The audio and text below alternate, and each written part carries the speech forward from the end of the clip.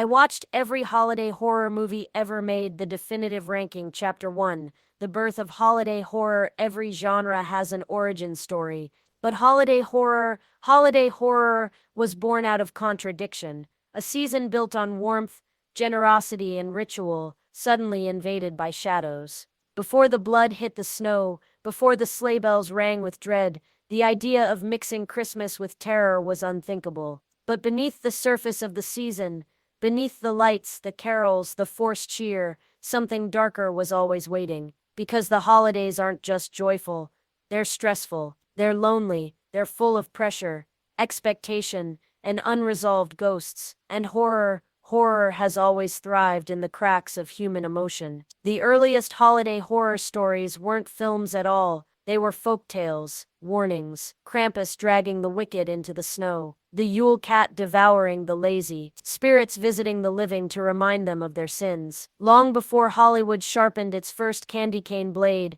winter was already a season of fear. But it wasn't until the mid-20th century that filmmakers dared to corrupt the iconography of Christmas itself. The first attempts were cautious, thrillers set during the holidays, mysteries framed by snowfall and tinsel. But the seed was planted, and once audiences realized that the contrast between innocence and brutality made the horror hit harder, the floodgates opened. Suddenly, the season of giving became the season of slashing. Santa wasn't just a symbol of joy anymore. He became a mask, a weapon, a mythic figure twisted into something primal. Holiday horror wasn't created to mock Christmas. It was created to expose it, to peel back the wrapping paper and reveal the anxieties underneath. The fear of being alone, the fear of being forgotten, the fear of the past returning. And once filmmakers realized that the holidays were the perfect stage for stories about trauma, revenge, and madness, the genre found its voice. What began as a whisper became a scream, and from that scream, a legacy was born. Chapter 2. The Golden Age of Christmas Slashers. If the birth of holiday horror planted the seed, the Golden Age is where it bloomed. The 1980s didn't just reshape horror, they weaponized it. Slashers ruled the shelves. VHS tapes lined the walls of every rental store, each one promising a new masked killer, a new set of rules, a new ritual for the faithful. And into that frenzy stepped Christmas. It wasn't subtle, it wasn't polite.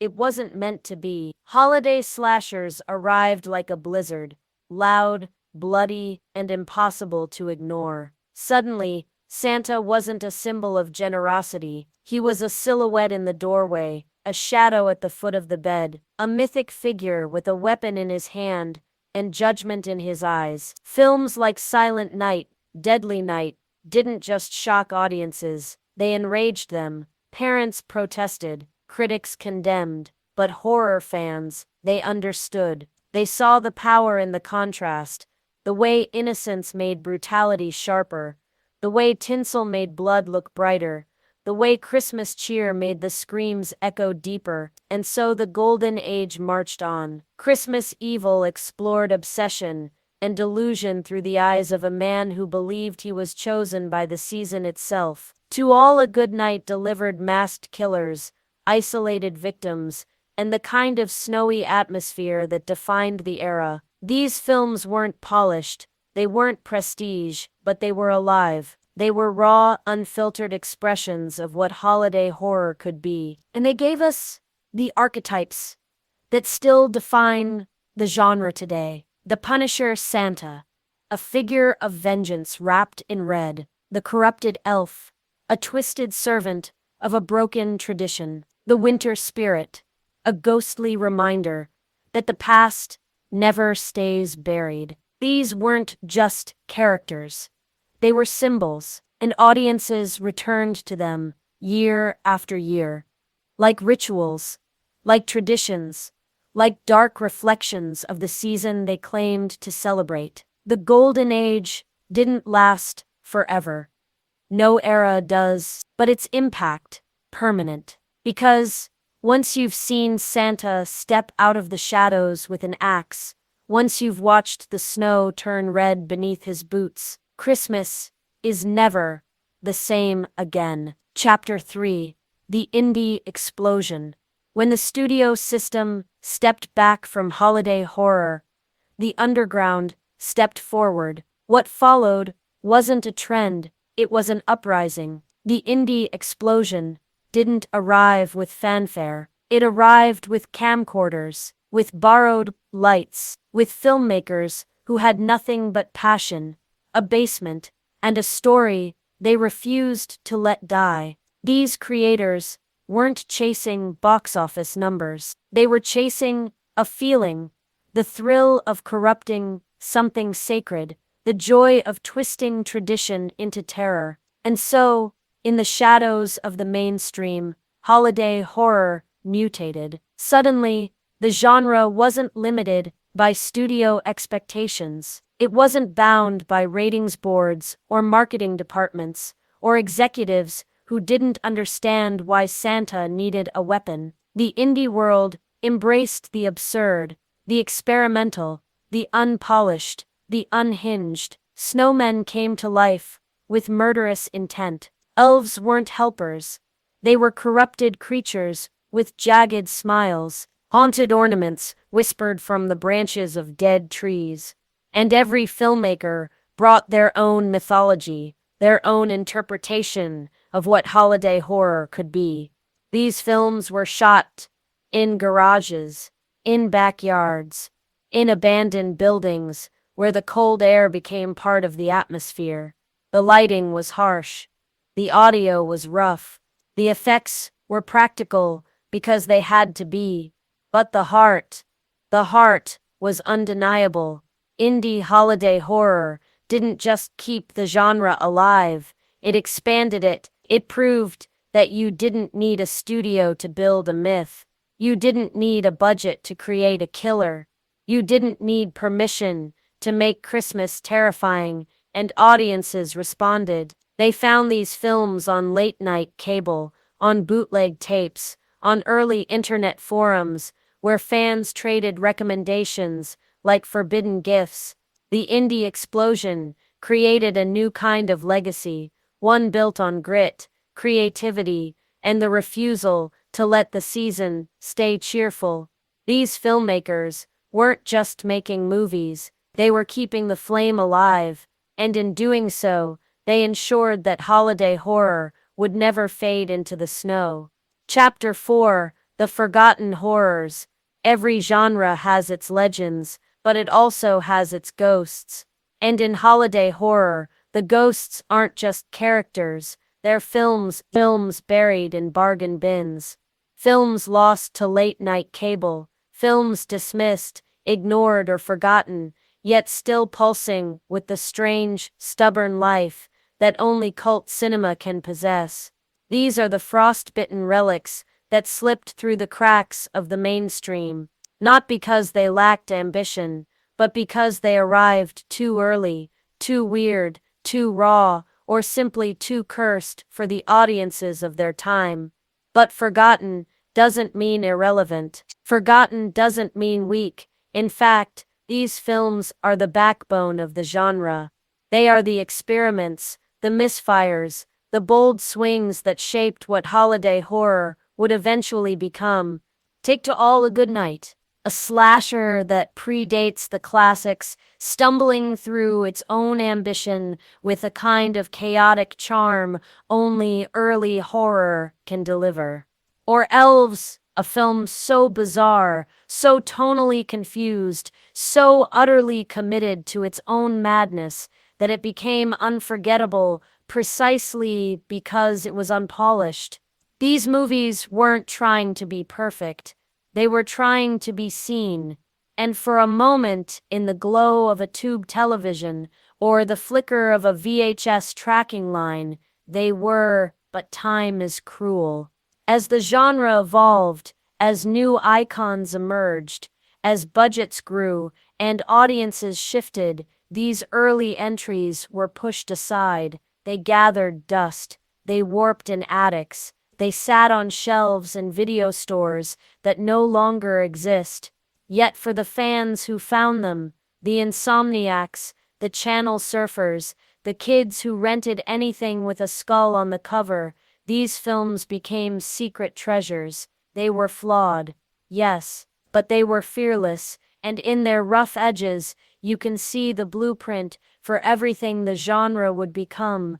The forgotten horrors remind us that legacy isn't built only by the hits, it's built by the attempts, the risks, the strange, the broken, the ambitious, the films that dared to exist even when the world wasn't ready for them. These are the ghosts of holiday horror, and every legacy needs its ghosts. Chapter 5: Best Kills of the Season. Holiday horror has many traditions, but none are as sacred, as celebrated, or as fiercely debated as the kills, because in this genre, the kill isn't just a moment, it's a statement, a declaration of tone, a signature of style, a promise to the audience that the season of cheer is about to get violent. And every great holiday horror film understands the power of a perfectly crafted kill. Some kills are slow, a creeping dread that builds like a storm rolling across the snow. Some are sudden, a flash of steel, a burst of red, a scream swallowed by winter air. And some are theatrical, bodies hung like ornaments, heads arranged like wreaths, victims posed in ways that blur the line between murder and macabre celebration. Holiday horror has always embraced the twisted beauty of contrast, the soft glow of Christmas lights illuminating a blood-stained floor, the gentle drift of snow settling on a fresh kill, the innocence of carols echoing over scenes of absolute brutality. These juxtapositions aren't accidents. They're the point, because the holidays are built on ritual, and horror thrives on subverting ritual. A killer Santa isn't just a villain, he's a symbol of corrupted tradition. A sharpened candy cane isn't just a weapon, it's a reminder that even the sweetest things can become deadly when twisted by the wrong hands. And the chimney, that iconic passage between the outside world and the safety of home, becomes a perfect stage for terror. Holiday horror kills aren't just about shock, they're about storytelling. Each one reveals something about the killer, the victim, the world they inhabit. A slow, methodical kill speaks to obsession. A sudden, explosive kill speaks to rage. A theatrical kill speaks to a killer who wants to be remembered. And in this genre, legacy matters. Fans return to these kills year after year, the same way others return to holiday traditions. They quote them, they rank them, they argue about them, with the passion of sports fans debating championship plays. Because in holiday horror, the kill is the climax, the moment where tension, atmosphere, and character collide, and when it's done right, it becomes unforgettable. A kill can define a film. A kill can define a franchise. A kill can define an entire era of the genre. These are the kills that shaped the season. The kills that carved their place into the snowy mythology of holiday horror, and now we count down the greatest of them all. The consensus top 10 holiday horror kills 10, Anna and the Apocalypse, the Schoolyard Showdown. Our countdown begins with a kill that blends horror, music, and heartbreak in a way no other holiday film ever attempted. In Anna and the Apocalypse, the schoolyard confrontation isn't just a moment of violence, it's a turning point. The world has collapsed. The holidays have become a backdrop for chaos, and Anna, armed with nothing but determination and a makeshift weapon, steps into a role she never asked for. What makes this kill iconic isn't brutality, it's emotion. It's the moment Anna realizes the season won't save her. The songs won't protect her. The world she knew is gone. And in that snowy courtyard, she becomes something new, a survivor shaped by loss, courage, and the cold reality of a holiday turned hostile. The Lodge, the revelation at the table. Number 9 is a kill defined not by spectacle but by psychological devastation. In the Lodge, the holiday setting becomes a pressure cooker, a place where grief, guilt, and manipulation collide. The pivotal moment at the dinner table isn't about gore, it's about the shattering of trust. A single devastating act transforms the cabin from a refuge into a nightmare. The kill resonates because it feels inevitable, the tragic endpoint of emotional torment wrapped in the quiet stillness of winter. It's a reminder that holiday horror doesn't need monsters. Sometimes the season itself becomes the weapon. Inside, the Christmas Eve break-in, number 8, is one of the most infamous moments in modern holiday horror. A kill that unfolds with chilling precision on Christmas Eve. Inside is a film built on tension, and this moment is its breaking point. A quiet home, a vulnerable protagonist, a stranger who steps out of the darkness with a purpose that feels almost ritualistic. The kill is swift, shocking, and deeply unsettling, not because of what is shown, but because of what it represents. Safety shattered, sanctuary violated, a holiday night transformed into a waking nightmare. 7 Better watch out. The paint can trap. Number 7 is a kill that weaponizes innocence. In Better Watch Out, the paint can trap is a twisted inversion of holiday mischief, a deadly echo of slapstick pranks turned sinister. The scene is staged with eerie calm, a childlike sense of play, a villain who treats cruelty like a game. What makes this kill unforgettable isn't the act itself, but the cold, calculated performance behind it. It's a moment that exposes the darkness hiding beneath suburban holiday cheer, a kill that lingers because it feels disturbingly plausible. Number 6. Rare Exports. The Ancient Awakening.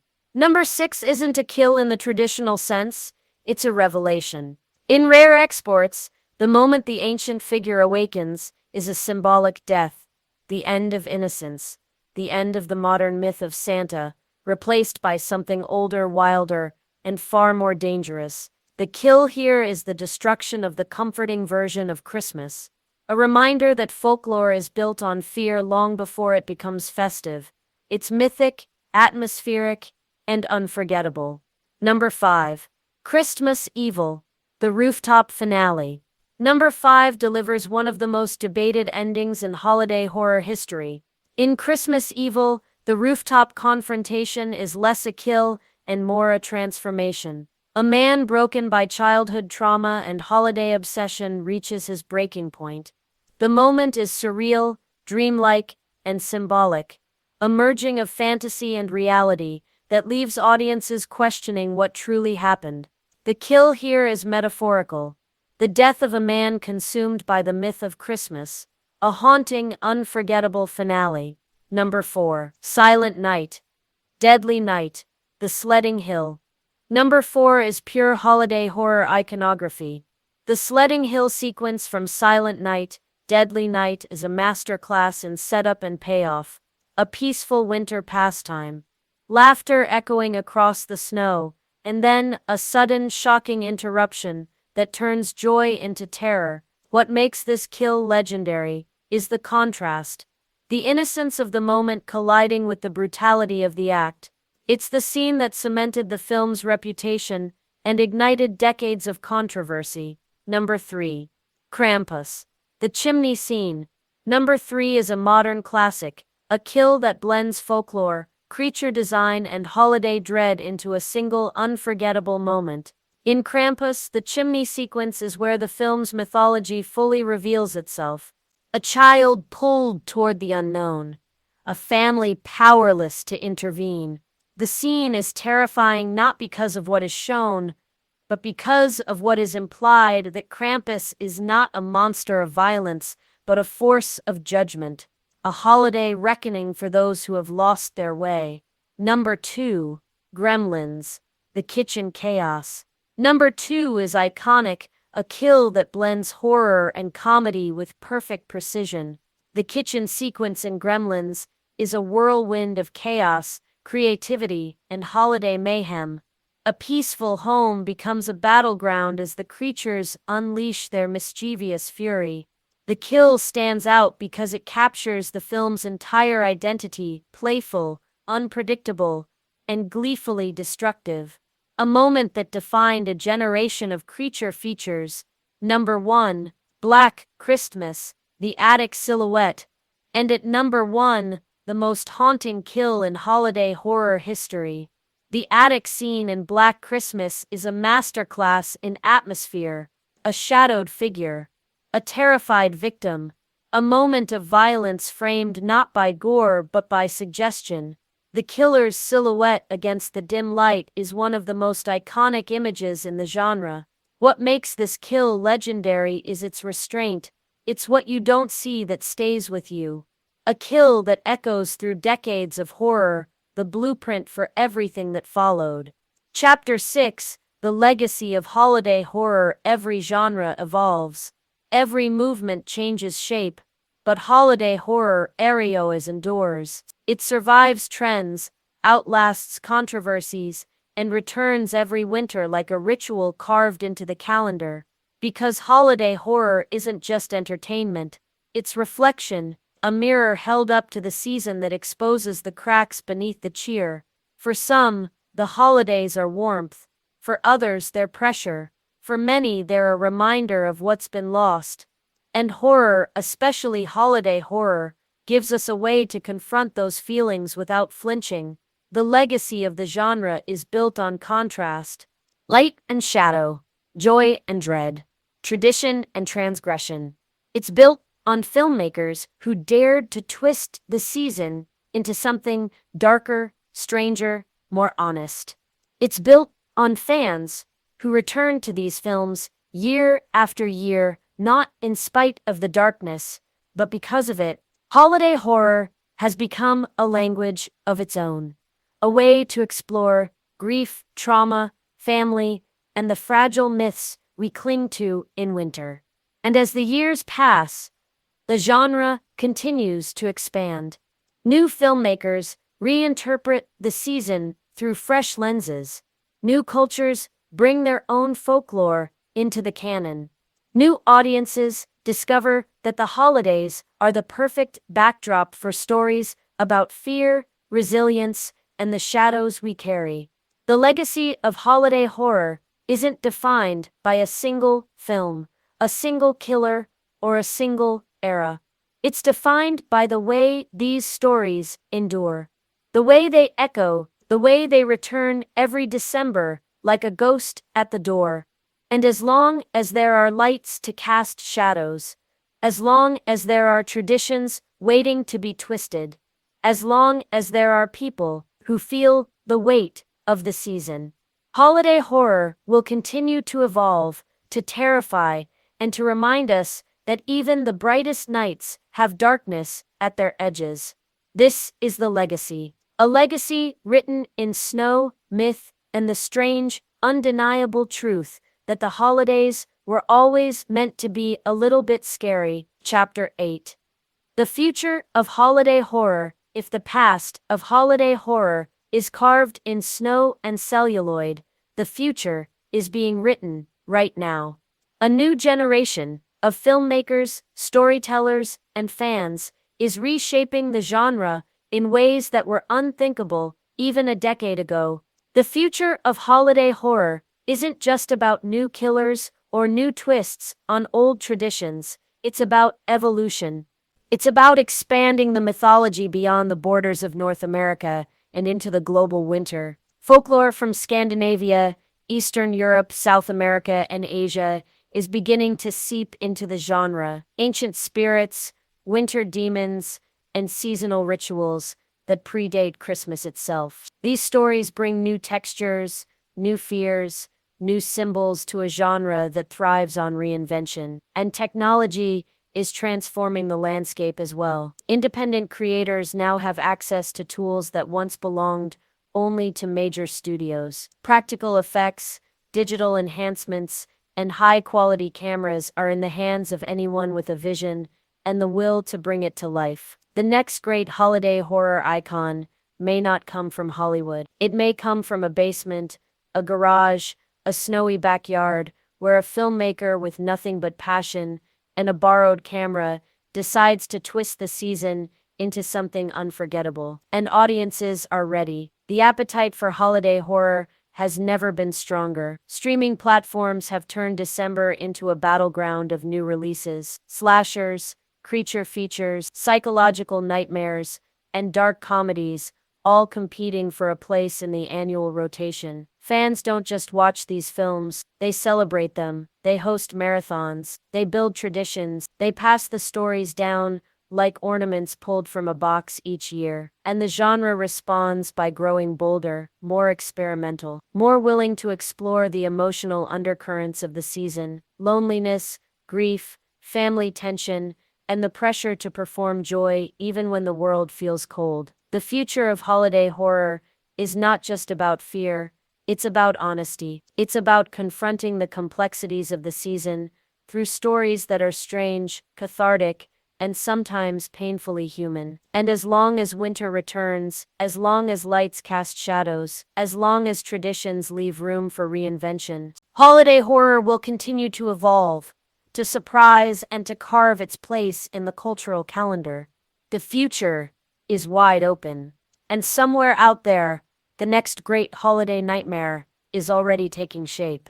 Chapter 9: Why We Return to These Films. Every December, something strange happens. As the lights go up, as the music fills the air, as the world insists on joy, horror fans reach for the shadows. They pull out the tapes, the discs, the digital collections. They revisit killers in Santa suits, creatures lurking in chimneys, and stories where the snow hides more than footprints.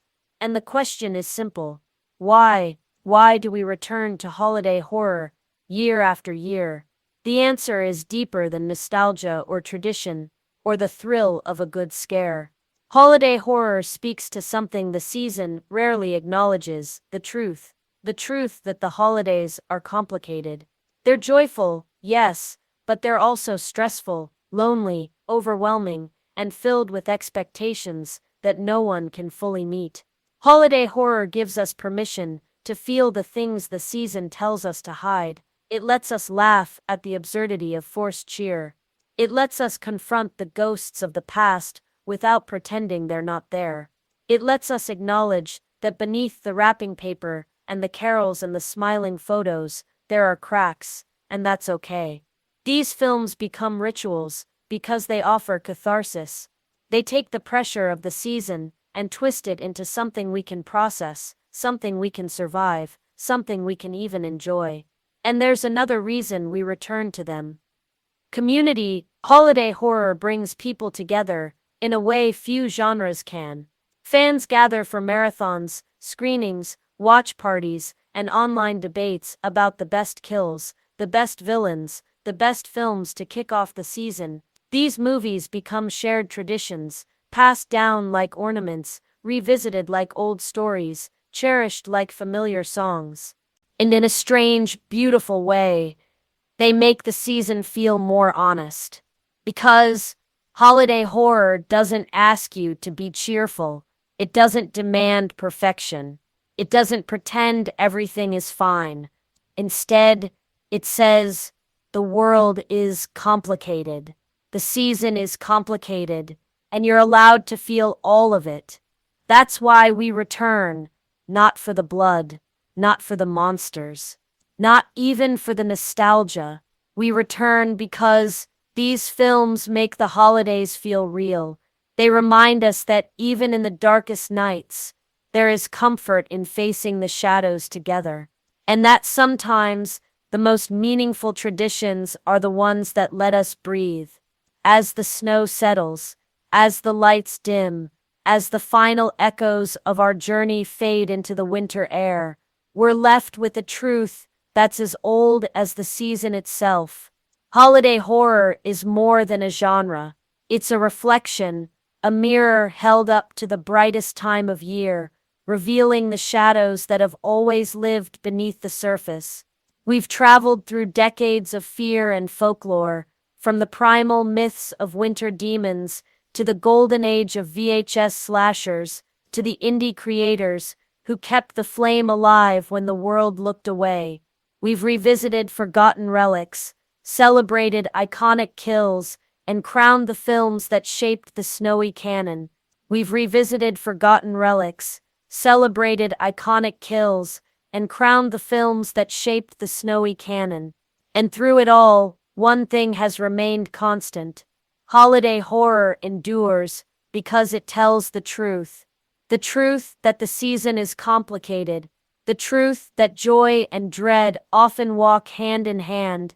The truth that winter is a time of reflection, a time when the past returns, when memories sharpen, when the world grows quiet enough for old fears to whisper again. These films don't destroy the magic of the holidays, they deepen it. They remind us that light means nothing without shadow, that warmth means nothing without cold, that tradition means nothing without the stories we tell to make sense of the darkness.